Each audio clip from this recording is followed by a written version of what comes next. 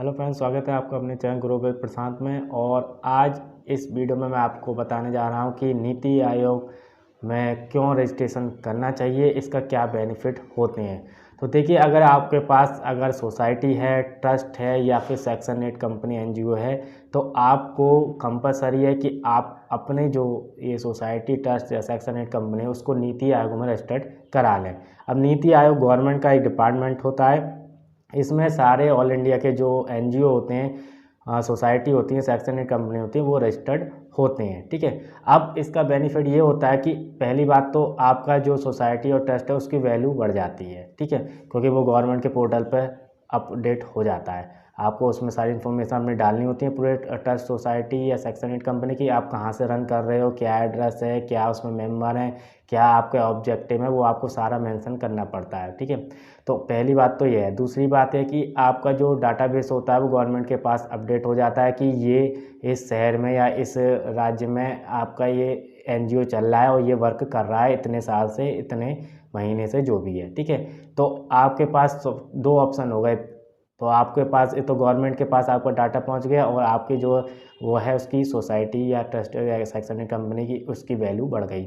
तीसरा बेनिफिट ये होता है कि सपोज़ करिए कि आप अपने ट्रस्ट को ऑनलाइन नहीं दिखा सकते, ऑनलाइन नहीं दिखा सकते, तो आपका जो आप है कि जो आपका ट्रस्ट है उसको आप नीति आयोग में रजिस्टर करने के बाद सीधे गवर्नमेंट के पोर्टल पर जाके उसको दिखा सकते हो। ठीक है, कोई भी स्टूडेंट देख सकता है, आपका रजिस्ट्रेशन नंबर डालेगा, आपको यूनिक आईडी जो मिलती है उसको डालेगा और आपकी वहाँ फ्लैश हो जाएगी पूरी संस्था और आपके पूरी डिटेल खुल जाएगी, आप क्या क्या वर्क कर रहे हो। और ओनर का जो होता है मेन मेंबर का, उसका नंबर भी होगा, ईमेल आईडी होगी, मतलब सारी इन्फॉर्मेशन आपको मिल जाएगी वहीं पर स्टूडेंट को। तो उससे क्या है, बहुत ज़्यादा उसको बेनिफिट हो जाएगा।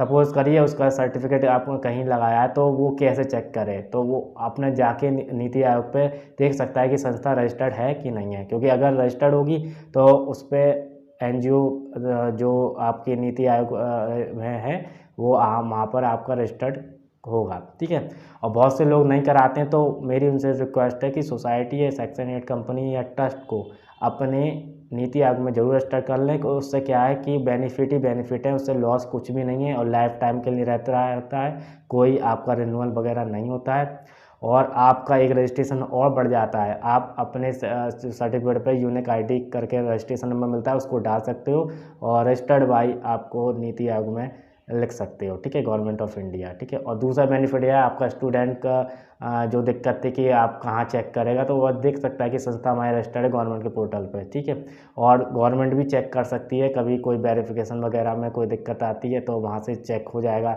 कि ये एनजीओ रजिस्टर्ड है कि नहीं है, क्योंकि वहाँ अगर होगा तो एक तरह से वो रजिस्टर्ड है। ठीक है, तो इस तरीके से उसका वैल्यू रहती है। और अगर आपको कोई गवर्नमेंट की ग्रांट वगैरह कभी लेनी है, कोई फंडिंग वगैरह का काम करना है, तो भी नीति आयोग में रजिस्टर्ड होना कंपलसरी होता है जो संस्थाओं का। इसलिए आपने देखा होगा नीति आयोग में बहुत सारे सेंटर्स रजिस्टर्ड हैं, संस्था रजिस्टर्ड हैं, वो अलग अलग जो फील्ड में है वो सब काम कर रहे हैं, एजुकेशन है या कुछ और हो।